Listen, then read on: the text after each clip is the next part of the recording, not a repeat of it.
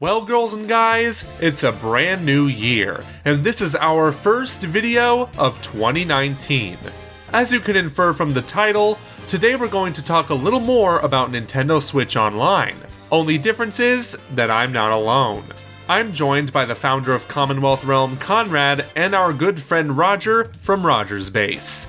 Last month, we had a little end-of-the-year discussion split into two parts, so feel free to check out those later, preferably after this video ends. But before we go over to that discussion, here's a little setup. Nintendo Switch Online, as many of us know by now, is not a good service. It lacks many features that should be commonplace in 2019, and most games, like Super Smash Bros. Ultimate, don't run well on that service. That said, do we see hope for Nintendo Switch Online? Will there be significant improvements made to the service in 2019? Let's find out. Nintendo Switch Online. That thing. Yeah, it's not perfect. Yeah. It could use one or two touch-ups, maybe 10 touch-ups, but, you know. Whenever Nintendo uploads a video about Nintendo Switch Online, it gets more dislikes than likes. Exactly. But I think Smash and the negative experience that people had throughout the first week was soul-crushing and or spirit-crushing, as it is the case in Super Smash Bros. Ultimate. Nice, and I think that Nintendo has taken this matter seriously. We need to have a more stable, reliable, and well-functioning online service that is worth the money we are, after all, asking people to pay for this service. We have not delivered on the classic games, we have not delivered on a stable online experience, and maybe they could also rethink how they do voice chat, because the current solution is god-awful. Yeah. I have a hot take here. Well, let's hear it. I think Nintendo does not give two shits about our complaints, and as long as it works fine in Japan, which it does, No, I disagree. I'm there with Joey. I'm there with Joey. I think it doesn't really matter. I think they might give us some bonus things, and they might have said that, but they've also said that about every other online that they've ever had in any game. They said ever. that online will be an increased focus. They say a lot of things. Yeah, but here's the thing, right? Online might be an increased focus for them because they have a lot of online-enabled games coming. They could mean it's going to be an increased focus because there's a big online Animal Crossing and a big online Pokemon that's coming out, and maybe Metroid Prime will have an online multiplayer component.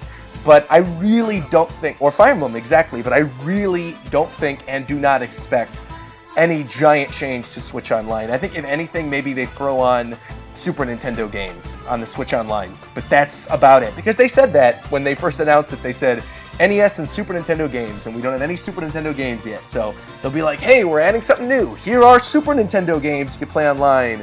And then we're going to get, like I said, games with online functionality, but I really am not expecting a big revamped multi-server online experience going into next year. I really don't expect that. I guess most people are just complaining just because they have to pay for online.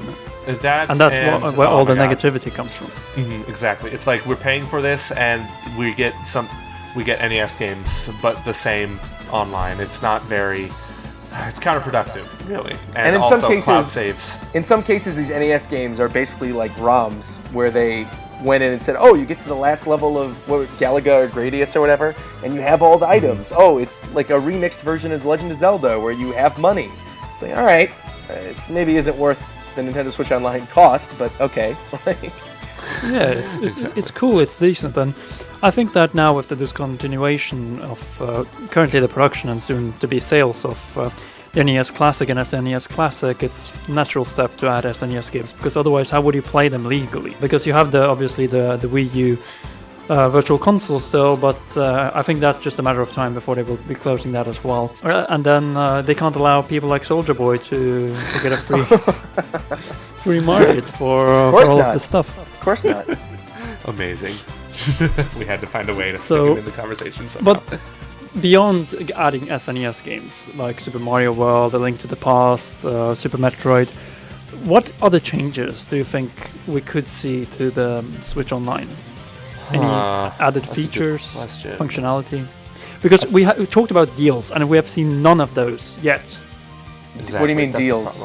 Like they said, there's going to be like special promotions and sales for like Nintendo Switch Online members, because you know how on PlayStation Plus, some plus times during sales, PlayStation Plus users get even more discounts. Maybe something like that, but they haven't said anything at all. I already get that through my Nintendo points, so I don't really need any more eShop discounts. I feel like that's something I want. I want them to have physical things for Nintendo Switch Online subscribers. Like, even if it's something small, like a little pin you get at the end of the year or something, I want some type of physical object that I get for subscribing. That would be awesome. And I think that would be worth the price of admission, Mm-hmm. I feel like that would be worth it too. I mean, Club Nintendo, for as not perfect as it was, I still feel like it was better than what we have right now. Definitely. In some aspects. Unquestionably, yeah. Like, man, oh man. I just want them to improve on things. Please, Nintendo, help us out, and we'll give you our money. I know, like, if they don't improve on, like, anything within the next year, by the time my membership runs out, I'm not going to renew it. I just can't support that. The thing about Nintendo Switch Online is that they're forcing you pretty much to get it. If you want to play Smash Online, if you want to play Mario Kart 8 Online, if you want to play Splatoon, yeah, you have to get Nintendo Switch Online. If I can't play those games online anymore, so be it. I'm just not good at Splatoon, so the problem solved for me, I guess. But for me, it's like Smash. That's the unfortunate thing is Smash. Being able to play that game online is something that I would unfortunately pay the $20 a year for. No. And it's not that. I mean, it's not that much, to be honest. Too, when you compare it to some of the other online things. But for the online to not be perfect, and me to have to pay for it, and it just basically is the same thing that we got on Wii U. Exactly.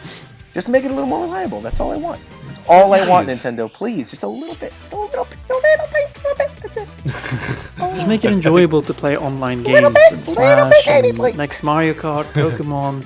Yeah, the next Mario Kart might be a big push. If we do get a tease for the next Mario Kart, then maybe. Or Nintendo Kart. Yeah, Nintendo Kart or whatever. Super Smash Kart featuring a new funky mode. It's gonna be lit. Okay. And featuring Dante. Yeah, featuring Dante featuring Dante from the Devil May Cry series. Oh my gosh. How funny would it be if he's actually in Smash Brothers and then they re-release Ultimate and it says featuring Dante from the Devil May Cry series? Game of the Year edition. Exactly. So there you have it. 3 different people, 3 somewhat differing opinions. Nintendo may have stated that online will be a bigger focus this year, but what does that even mean? Conrad's interpretation was that they'll finally make the strides to turn Nintendo Switch Online into a competent service, one with cloud saves for every game, stable connections for all, and a classic games collection that doesn't leave us begging for more. And you know what?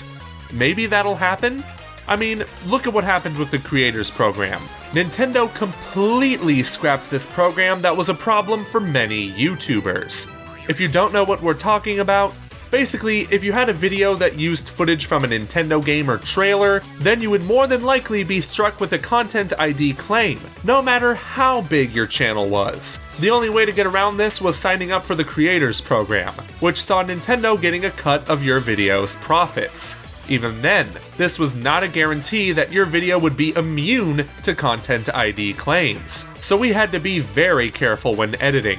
But now, Nintendo has abolished the program. This was shocking to many of us, because it was an example of Nintendo actually listening to their user base and realizing that YouTubers talking about their games is only a benefit to their brand. If Nintendo is willing to scrap the Creators Program, they might just be willing to fix the Switch's online service. Now, of course, there is always the likelihood that the Creators Program is completely unrelated to how Nintendo Switch Online will be treated, but we're going to hope for the best on this one. But we'd like to hear from you. Do you think Nintendo Switch Online will be better in 2019, or will it continue to disappoint? Post your answer in the comment section below, or tweet them to us at Common Realm. If you liked this video, be sure to click that thumbs up, and if you are new, subscribe and hit that notification bell to know when we upload another video about the Nintendo Switch and many of the other games coming out in 2019. We'd also like to thank our glorious patrons, including royal producer Kenyatta Ali, for all their contributions to the realm. Be sure to visit patreon.com/commonrealm to find out how you can join the ranks in exchange for some awesome perks. That's all for now, girls and guys, so we will see you around and hope you have a happy new year.